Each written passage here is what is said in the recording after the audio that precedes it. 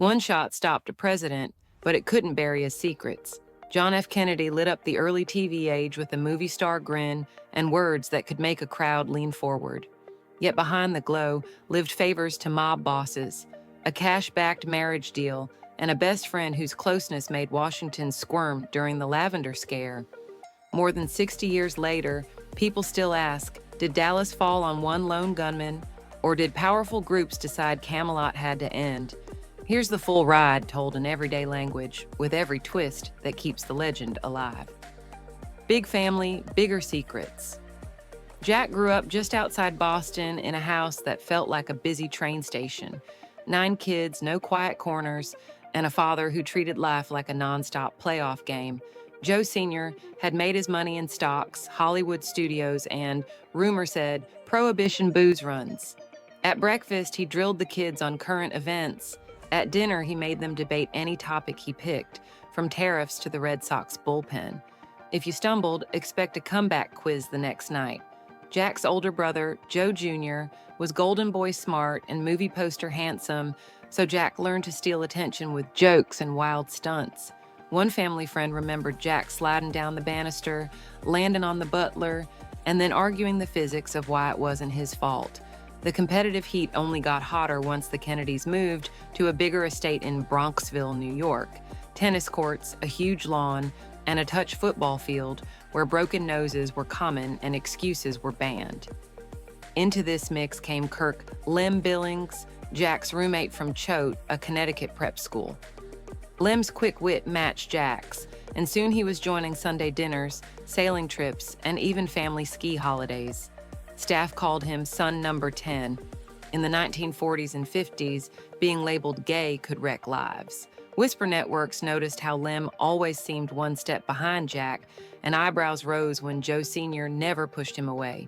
Later, when Jack lived at 1600 Pennsylvania Avenue, Lem had his own White House bedroom, practically unheard of for a pal with no official role.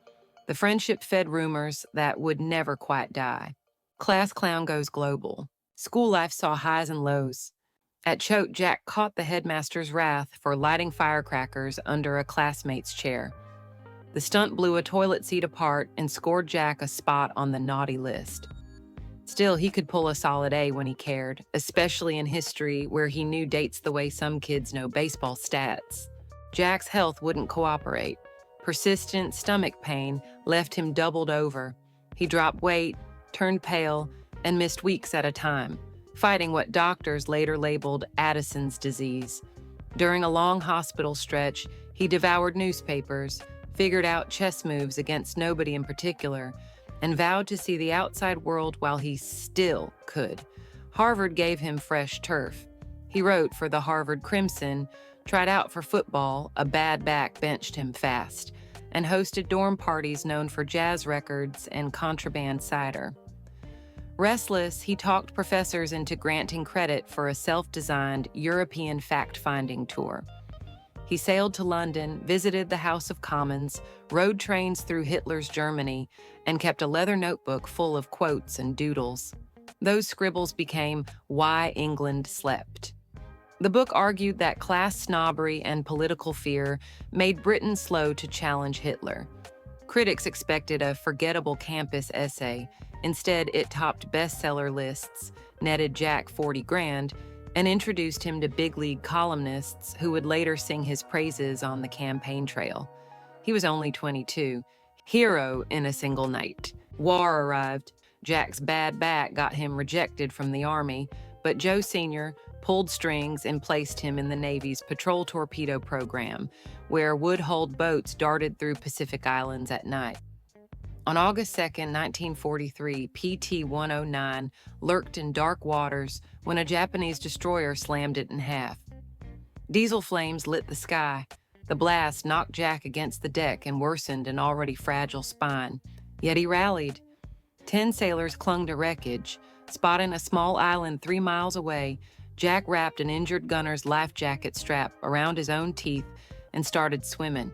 The current fought back. His braces rubbed skin raw, but 7 hours later, all hands dragged onto the sand. They survived on coconuts and rainwater until Jack carved a rescue plea into a shell, and local scouts risked enemy patrols to deliver it. Every crewman lived. When Jack finally limped into base, a reporter snapped a photo of him holding that coconut. It became campaign gold and earned him a Navy Medal and a Purple Heart. The triumph carried heavy grief. In 1944, Joe Jr. volunteered for a dangerous mission testing remote-controlled bombers. The plane exploded, killing him instantly. Joe Sr. wept in private, then pivoted. Jack would carry the family dream now. The pressure settled onto Jack's weakened spine, but destiny felt set. A marriage with fine print. Politics demanded the right spouse. At a Georgetown dinner party, Jack locked eyes with Jacqueline Bouvier, reporter for the Washington Times-Herald, rider of show horses, fluent in French, and possessing a smile even bigger than his. He teased her about an accent mark in her byline. She teased him about his uncombed hair. Dates followed in convertibles along the Potomac, ending at bookstores or jazz clubs. Jack's bachelor reputation worried older voters and, more urgently, his father. Biographers say Joe Sr. made a private offer. For each child Jackie gave the Kennedys, a trust fund matching roughly $1 million in today's cash would land in her name. Whether she accepted the exact deal is debated, but she did marry Jack in a Newport ceremony famed for 1,200 guests, a 5-foot-tall wedding cake, and traffic jams that stretched for miles. The early years were rocky. Jackie suffered a miscarriage in 1955 and a stillbirth the next year while Jack vacationed in the Mediterranean. She considered leaving. Joe Sr. urged her to stay, promising security for future children. In 1960, when Jack won the White House, Jackie was pregnant with John Jr.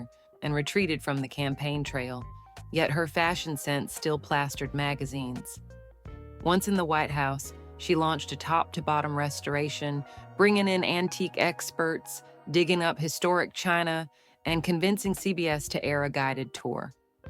56 million viewers tuned in, and Congress later approved funds, largely because Mrs. Kennedy asked nicely on TV. Behind closed doors, she coped with Jack's long list of friends. Her coping strategy was twofold: protect the children and keep public humiliation to a minimum. Then came Marilyn Monroe's sultry tune at Madison Square Garden. The press gasped, Jackie smiled politely, and J. Edgar Hoover added a new folder to his bulging secret file: girlfriends, mob, and Hoover's safe. Jack's weakness for company became Washington's worst-kept secret. The Secret Service used code names like Fiddle and Faddle for two interns often invited to the White House pool. Singer Frank Sinatra, craving political cachet, refitted his Palm Springs estate with a landing pad labeled Whiskey One in hopes the president would drop in. Sinatra also introduced Jack to Judith Campbell, who happened to be the girlfriend of Chicago mob boss Sam Giancana.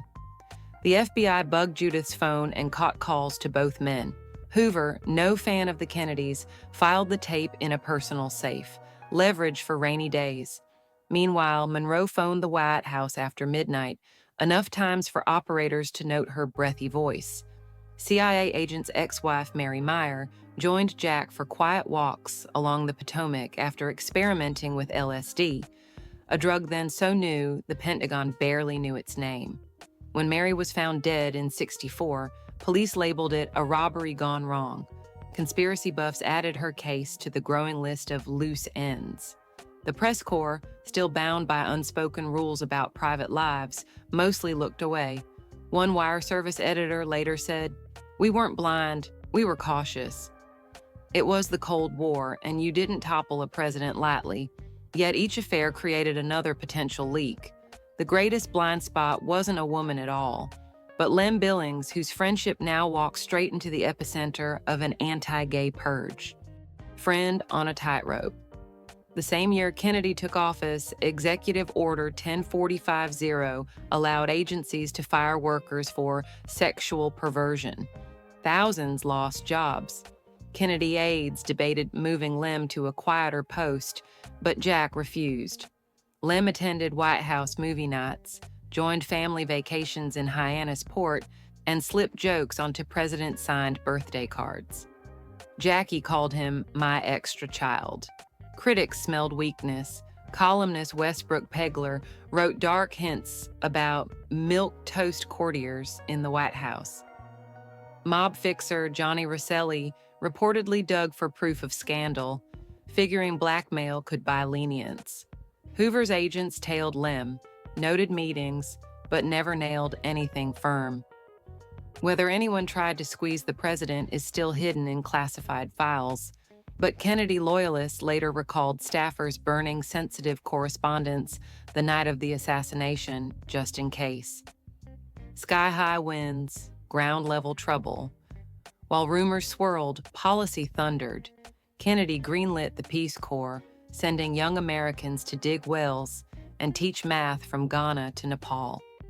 He aimed NASA at the moon, telling Congress the nation would slip the surly bonds before the decade's end. He pushed a tax cut that jump-started consumer spending and faced down steel executives who jacked prices overnight. They rolled them back after he threatened antitrust heat. Abroad, victory mixed with failure. The Bay of Pigs plan, Cuban exiles landing to topple Fidel Castro, collapsed in 2 days, leaving Jack to take full blame. 18 months later, he stared down Soviet missiles in Cuba, ordering a naval ring of ships and secretly trading old rockets in Turkey for a Kremlin pullback.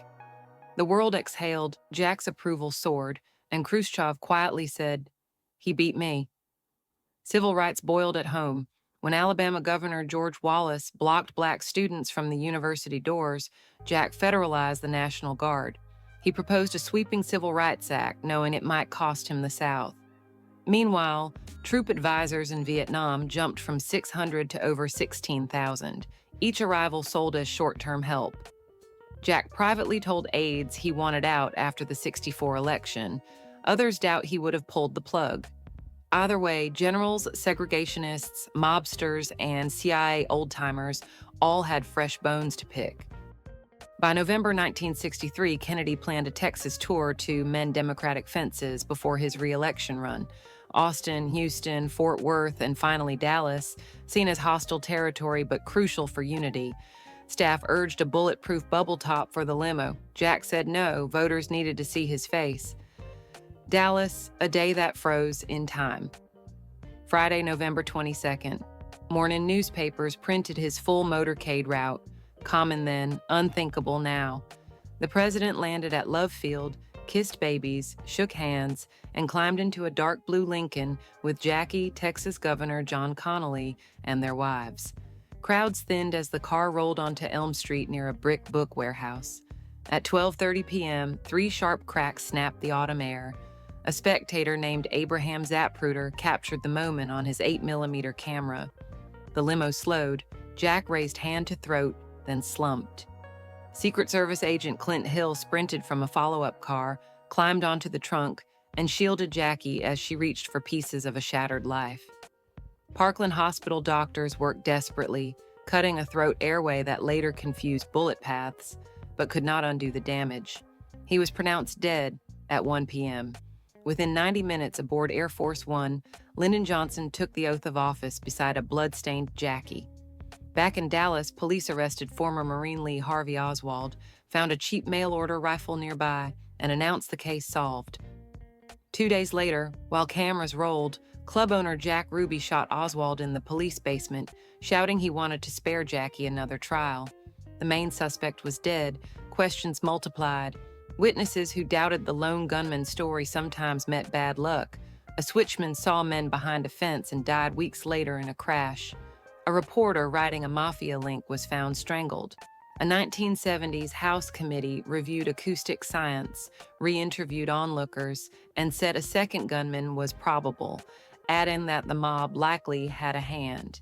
But thousands of CIA and FBI pages remained sealed on grounds of national security, feeding every campfire theory from Cuban revenge to defense industry greed to something only Lem Billings could explain. A mystery that won't quit. JFK was a war hero who needed steel in his back, a family man who paid hard cash to hide affairs, and a civil rights voice who also opened the gate to Vietnam. Power that bright never fades quietly. New document drops land every few years. One batch shows Oswald in Mexico City claiming to seek a Soviet visa. Another reveals Giancana griping on a wiretap that the kid owes us and won't pay. Each release solves one riddle, then cracks open two more. The biggest puzzle pieces about Lem, the mob, the CIA, and who gained the most still sit behind black ink. Congress sets deadlines, agencies request delays, historians send FOIA lawsuits, judges grant partial wins. Meanwhile, documentaries climb streaming charts, podcasts rehash clues, and the Zapruder film racks up millions more views on YouTube. Until every last page turns, and maybe even after it does, the fall of Camelot will stay America's longest cliffhanger, the moment when a single gunshot, or maybe more, changed the country's course. And every time someone asks, why were so many secrets riding in that open car? The story starts all over again, because the answers, like the president once said, still lie beyond the next horizon.